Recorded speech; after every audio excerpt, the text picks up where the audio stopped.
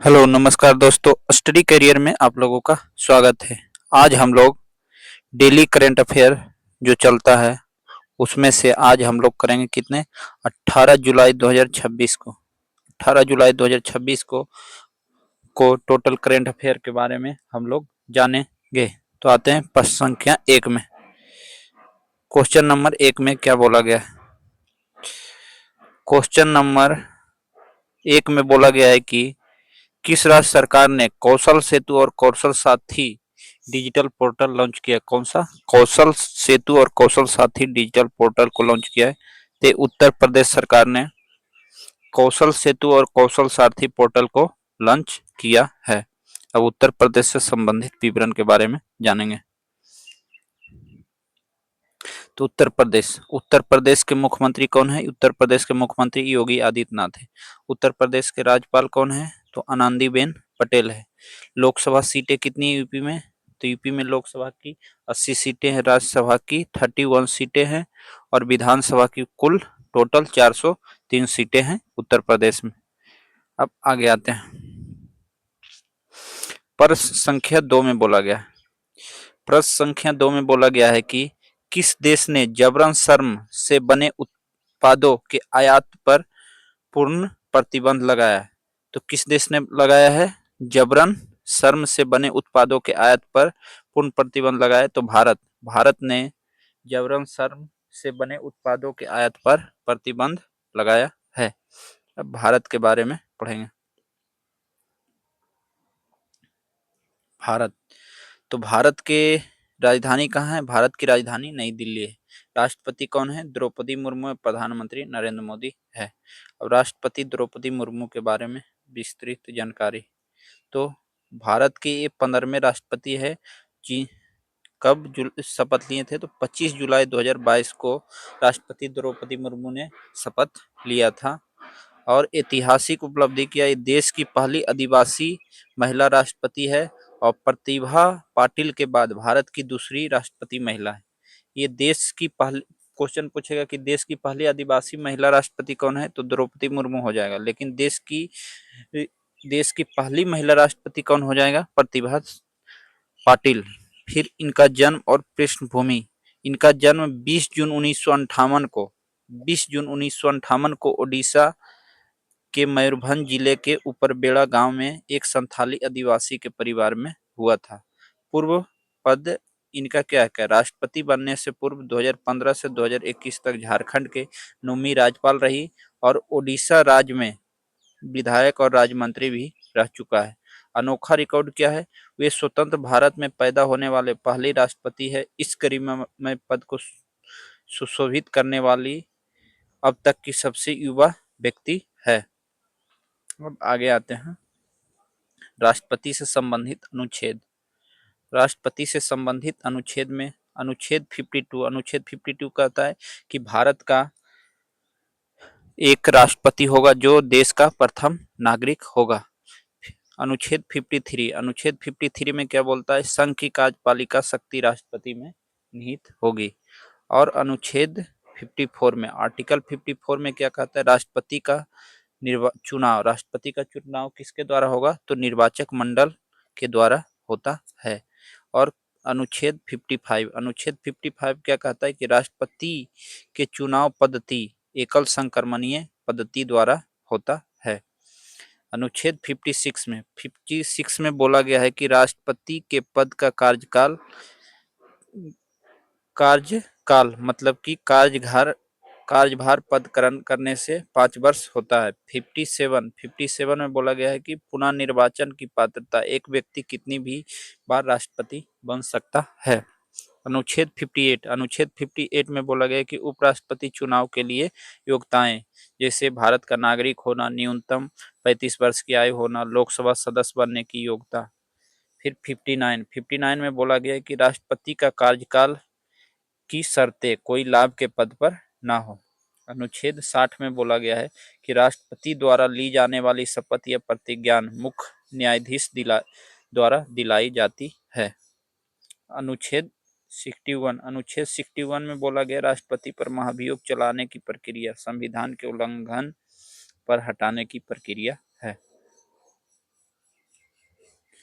और 62 में बोला गया है। अनुच्छेद 62 में बोला गया है कि राष्ट्रपति पद की रिक्ति भरने के लिए चुनाव की समय सीमा 6 माह के भीतर हो जाना चाहिए। फिर आते मानवाधिकार। मानवाधिकार के बारे में क्या बताया गया है? तो मानवाधिकार वे मूलभूत अधिकार है जो प्रत्येक व्यक्ति को जन्मजात प्राप्त है, जैसे जीवन, स्वतंत्रता, समानता का अधिकार। संयुक्त राष्ट्र संघ ने 10 दिसंबर 1948 को, कब 10 दिसंबर 1948 को मानवाधिकारों की सार्वभौमिक घोषणा को अपनाया गया था। इसी कारण से प्रतिवर्ष कब 10 दिसंबर को अंतर्राष्ट्रीय मानवाधिकार दिवस मनाया जाता है। भारत में राष्ट्रीय मानवाधिकार आयोग कब बना था? तो इसकी स्थापना 12 अक्टूबर 1993 को मानवाधिकार संरक्षण अधिनियम के तहत की गई थी, जिसका मुख्यालय कहाँ है? नई दिल्ली में है। अगर विश्व स्तर पर बोलेगा मानवाधिकार तो क्या हो जाएगा? 10 दिसंबर 1948, और राष्ट्रीय स्तर पर पूछेगा तो 12 अक्टूबर 1993। अब आगे आते हैं। क्वेश्चन नंबर 3 में बोला गया है कि राष्ट्रपति द्रौपदी मुर्मू ने कहा जी श्रम 2026 का उद्घाटन किया है। द्रौपदी मुर्मू ने कहा जी श्रम 2026 का उद्घाटन किया है। तो राष्ट्रपति द्रौपदी मुर्मू ने हैदराबाद में जी श्रम 2026 का उद्घाटन किया है। अब अंतर्राष्ट्रीय श्रम संगठन के बारे में पढ़ेंगे।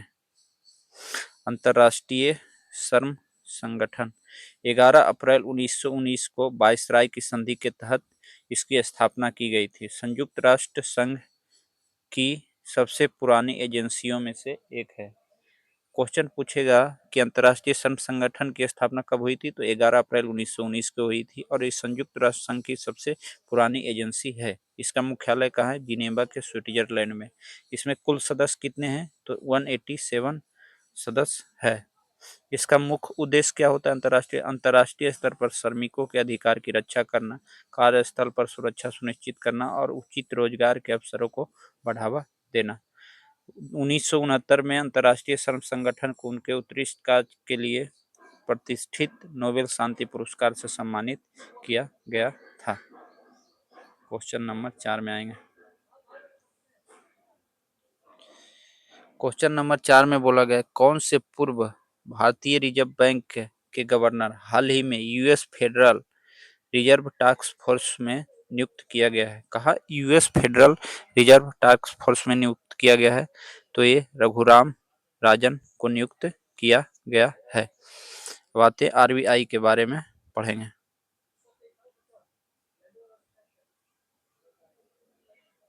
आरबीआई की स्थापना 1 अप्रैल 1935 को यंग हिल्टन कमीशन की सिफारिश पर भारतीय रिजर्व बैंक अधिनियम 1934 के तहत की गई थी। इसका राष्ट्रीयकरण कब किया गया था?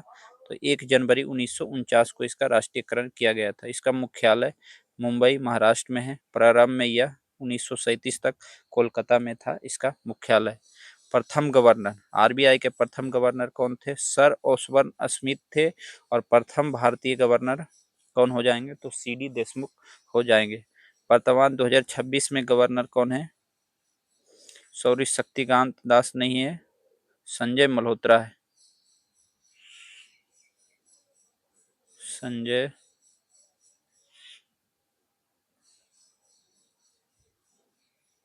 मल्होत्रा हैं।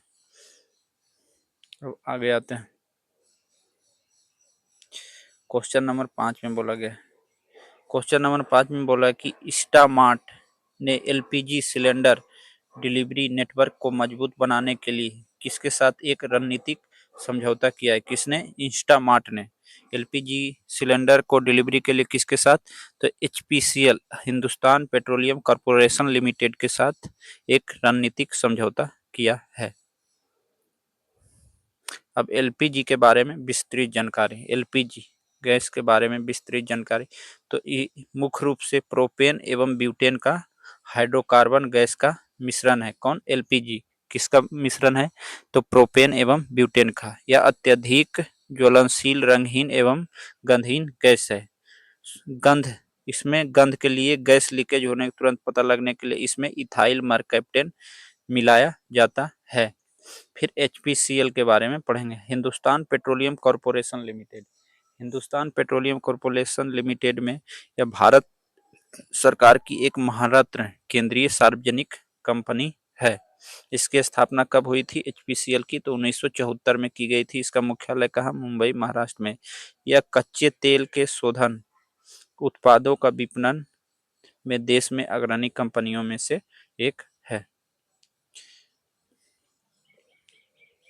अब आते हैं 6 नंबर। 6 नंबर में बोला गया कि भारत और श्रीलंका के बीच रक्षा अधिकारियों की महत्वपूर्ण बैठक हाल ही में कहाँ आयोजित किया गया है? रक्षा अधिकारियों की महत्वपूर्ण बैठक कहाँ आयोजित किया गया है? तो ये नई दिल्ली में आयोजित की गई है। आएंगे श्रीलंका के बारे में। श्रीलंका के बारे में बोला गया है, श्रीलंका की राजधानी कहाँ है? तो श्री जयवर्धन कोटे प्रशासनिक राजधानी, और वाणिज्यिक राजधानी कहाँ है? तो कोलंबो है। श्रीलंका के राष्ट्रपति कौन है? अनुरा कुमार दिसानायके। श्रीलंका के राष्ट्रपति पूछेगा तो कौन हो जाएगा? अनुरा कुमार दिसानायके। और प्रधानमंत्री कौन है? हरिनी अमर सूर्या। अब 7 नंबर में आते हैं। 7 नंबर में बोला गया कि सामाजिक न्याय एवं अधिकारिता मंत्रालय द्वारा दिव्यांग कारीगरों को बढ़ावा देने के लिए दिव्य कला मेले का उद्घाटन कहाँ किया गया है? सामाजिक न्याय एवं अधिकारिता मंत्रालय द्वारा दिव्यांग कारीगरों को बढ़ावा देने के लिए दिव्य कला मेले का आयोजन कहाँ किया गया है? तो ये भोपाल में दिव्य कला मेले का आयोजन किया गया है। अब आते हैं, भोपाल किसकी राजधानी है? तो मध्य प्रदेश की राजधानी है। अब भोपाल के बारे में पढ़ेंगे। मध्य प्रदेश के मुख्यमंत्री कौन है? तो मध्य प्रदेश के मुख्यमंत्री मोहन यादव है। राज्यपाल कौन है? मंगू भाई छगन भाई पटेल। मध्य प्रदेश में लोकसभा सीटें 29, राज्यसभा की 11 है, और विधानसभा की टोटल 230 सीटें हैं। क्वेश्चन नंबर 8 में। क्वेश्चन नंबर 8 में बोला गया है कि भारत की अध्यक्षता में वर्ष 2026 में परमी ब्रिक्स श्रम और रोजगार मंत्रियों की बैठक कहाँ आयोजित हुई है? भारत की अध्यक्षता में वर्ष 2026 की बर्मी ब्रिक्स श्रम और रोजगार मंत्रियों की बैठक कहाँ आयोजित हुई है? तो ये हैदराबाद में आयोजित की गई है। अब आते हैं ब्रिक्स के बारे में विस्तृत जानकारी।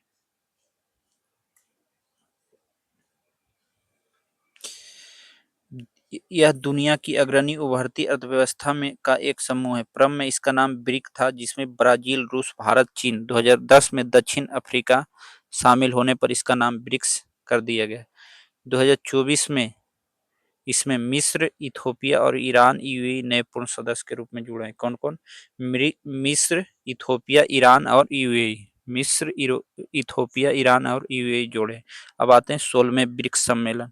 16वें ब्रिक्स सम्मेलन कहाँ? तो रूस के कजान में अक्टूबर 2024 में आयोजित हुआ था। 17वां ब्रिक्स सम्मेलन रियो डी जनेरिया, ब्राजील में जुलाई 2025 में आयोजित किया गया था। और 18वां ब्रिक्स सम्मेलन ये सितंबर 2026 में भारत में आयोजित होने जा रहे हैं। अब आते हैं आंध्र प्रदेश। आंध्र प्रदेश में बोला गया है कि आंध्र प्रदेश के मुख्यमंत्री कौन है? एन चंद्रबाबू नायडू है। राज्यपाल कौन है? एस अब्दुल नजीर है। लोकसभा सीटें कितनी? 25, राज्यसभा की 11 और विधानसभा की टोटल 175 सीटें है आंध्र प्रदेश में। अब आगे आते हैं। ओके, थैंक यू दोस्तों। आज हम लोगों ने 18 जुलाई 2026 का टोटल करंट अफेयर कर लिया है। ऐसे ही डेली वीडियो आता रहेगा। अगर वीडियो अच्छा लगे तो दूसरों को भी बताएं और शेयर करें। Okay, thank you.